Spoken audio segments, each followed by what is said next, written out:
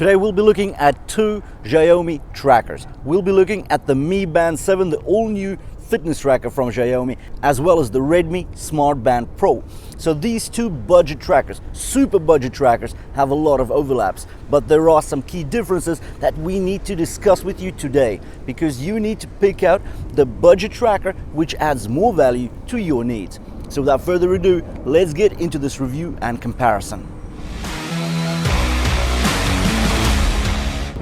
So the Mi Band 7 is the all-new edition. It literally came out 2 weeks ago. It is so new, it's got a much better screen than the Mi Band 6. And then of course we've got the Redmi Smart Band Pro. It does get auto brightness, it gets GPS on board, and yet it's still just as budgetly priced. But there have been a lot of updates to these two trackers from the Prime model. So how I'm going to split this review in comparison. First we'll talk about the display overlaps and gaps, then we'll talk about the design, and then we'll get into the features and functions, because as I've said previously, there are key differences between these two trackers. So let's get into the display first. Now, of course, display is very important because that's what you look at. You look at the face of your tracker most of the time when you actually use it. So you'll be happy to know that both actually use AMOLED displays. But if one of them, the Redmi Smart Band Pro, only pops out 450 nits of brightness, the Xiaomi Mi Band 7 pops out 500 nits. So that's comparable to the all-new Huawei Band 7. In regards to size, yes, on paper, the Mi Band 7 does sound bigger. 1.62 inches versus the 1.47 on the Smart Band Pro. But here is the big but. Because on the Mi Band 7 we get an oval display, so those corners are not really used to their full potential unless you have a pretty face on the actual watch. But if you're looking at the text, at the notifications and the charts while doing workouts, the rectangular display that you get on the Smart Band Pro is a bit more convenient to use, and it uses the space, even though a smaller screen does better. In regards to downloadable faces, so on the Mi Band 7 you get around 100 or just over. With the Smart Band Pro it's slightly less, there's about 50 faces or so. But what I have found is that the faces for the Smart Band Pro are better because again the screen is rectangular and you can get more data, more usable data like your battery, your steps, your heart rate, as well as the calories you've burned on the actual rectangular display of the Smart Band Pro. So both of these trackers also offer always on display. Now I'm not a fan of always on display because it shows you just very minimal information such as your time always on, but it really drains your battery. So both of these trackers do offer it, but the Smart Band Pro also offers auto brightness. Now that is a real game changer because auto brightness works in the following way. When it's really bright outside, like in direct sunlight, the screen will light up to make sure that you can see everything in that direct sunlight. But when it gets dark around you, the screen actually dims, and this movement of the brightness really saves your battery in the long term. So the Smart Band Pro does get auto brightness because it's got the ambient light sensor, while the Mi Band 7 doesn't. Another point to mention in regards to the beauty of these screens, well, with the Smart Band Pro you do get 282 ppi. That's a great resolution, just under the specs that we see on the Band 7 from Huawei. But on the Mi Band 7 we actually get 326 ppi. So this is the norm for smartwatches such as Samsung Galaxy Watch 4, Amazfit GT3, Huawei GT3 and so forth. So 326 ppi is definitely better. But then again, how usable is your display? And I would give this one to Smart Band Pro. Just before we finish off with the displays, let's talk about the screens, because basically both of these trackers do have 2.5D Gorilla Glass sitting on top of the AMOLED panels. What does that mean? Well, 2.5D Gorilla Glass is basically tempered glass, so it will save you from the usual daily wear and tear. So you won't get the micro scratches easily, but of course if you do bang your trackers against the walls, they might crack or scratch, but in the usual circumstances you will be okay. So both of these trackers have exactly the same tempered glass sitting on top. Now let's get onto the design, because again, one's rectangular, one's oval. Let's talk about the actual cases, let's talk about their designs, let's talk about the straps and so forth in the next section. Let's do it. In terms of design, let's talk about the Mi Band 7 first. So this is a traditional tracker, slimline, oval shape on top, and the actual tracker is sitting within the strap. So this is just a pellet, 13.5 grams. What I do like about this design is that if you don't want to have this on your wrist, you can actually chuck this into your pocket and it will still count your steps. So this is quite a new way of doing things. But then of course, you can just pop it back into your strap, nice and easy. Like, it's so simple. There we go. And of course you get really good protection of your actual case, because the case is the strap. The strap is TPU rubber, which is soft. It really protects it from the falls because it's just nice, soft and bouncy. That's it. Now if we talk about the actual strap, well, it's TPU rubber. What I don't like about this strap is that it's a very cheap tuck and clip clasp. Now in my comprehensive review of the Mi Band 7, I've mentioned this quite a few times. So because you see this overlap right here, so you get this piece that sticks out of the strap. Now this catches onto your sleeves, it catches onto your sheets and pillows while you sleep, and more often than not, during the night, this tracker can fall off. And because during the night you'll have to fumble and try to find the right hole to fit the pin in, you will just say, hey, and just throw it aside and sleep without it, so you don't get any sleep monitoring. Also, if you want to put on your tracker quickly while doing an exercise, it's just a bit more troublesome with this cheapo strap design. I like the classic watch type clasp. Another problem that I've got with these straps is that you've got holes only on one side of the strap, so you really don't get enough ventilation of your wrist.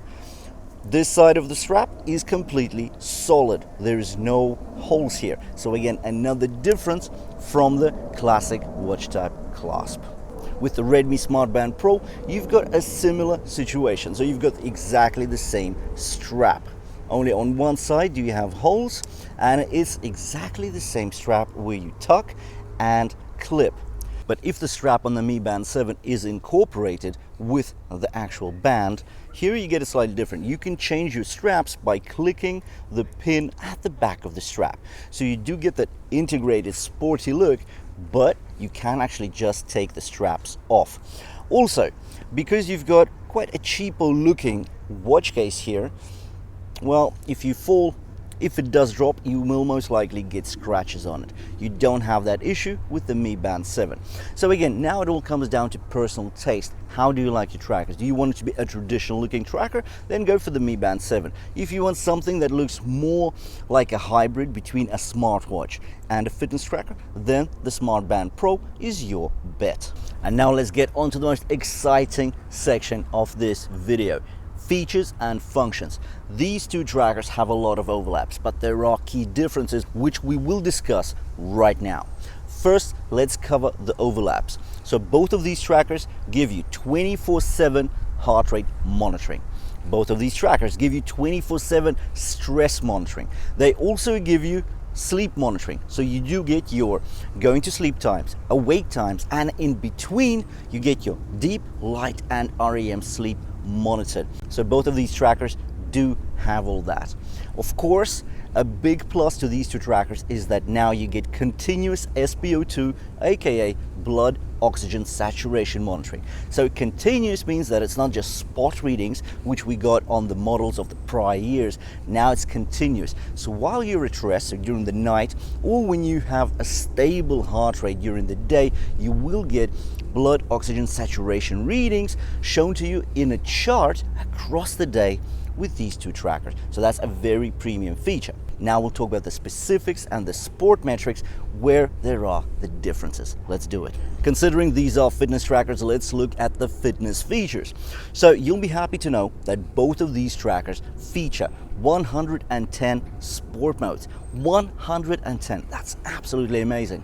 Now all of these sport modes are actually goal based, so that means you can set a particular objective to your sport mode, such as calories to be burned, distance to be walked, run or cycled, or time to actually do an activity for. Now there's also auto detection of sport modes, but if the Mi Band 7 actually offers you 4 auto detected sport modes, so you get your running, your walking, your rowing and elliptical workouts, the Smart Band Pro only does 2.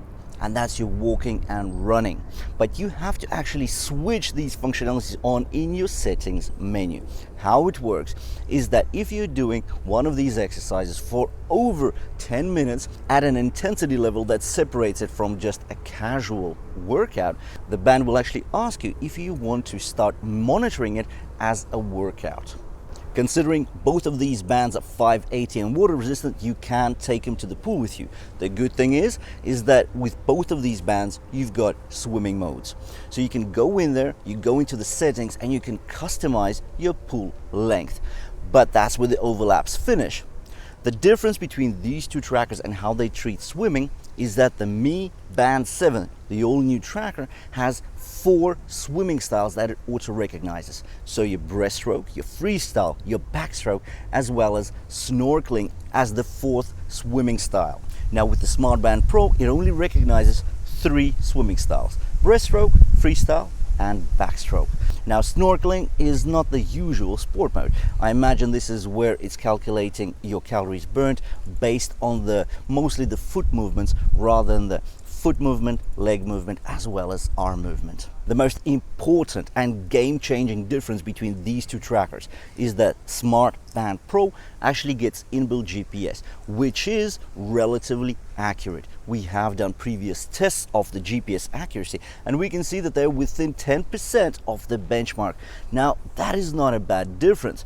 We've seen much worse differences coming from the likes of the cheaper Garmin models even. So 10% is really not bad for such a budget tracker. That means that if you want to measure your distance as well as speed and cadence, you can actually do it with the Smart Band Pro without using your smartphone. With the Mi Band 7, you won't be able to do that because you need to be connected to your smartphone and use the GPS on the smartphone. There we go.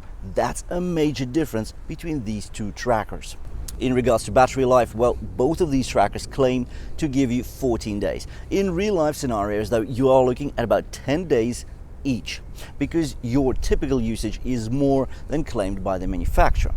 But your Smart Band Pro actually does offer a power savings mode, which can stretch your battery all the way up to 20 days. Well, again, that's the claimed. I tried it. I got out about 14 days. So the original battery life. But still, I think it's a great feature to have. So if you don't like charging your fitness trackers and you are using them very casually just for your general health metrics, I would say the Smart Band Pro wins in terms of battery life.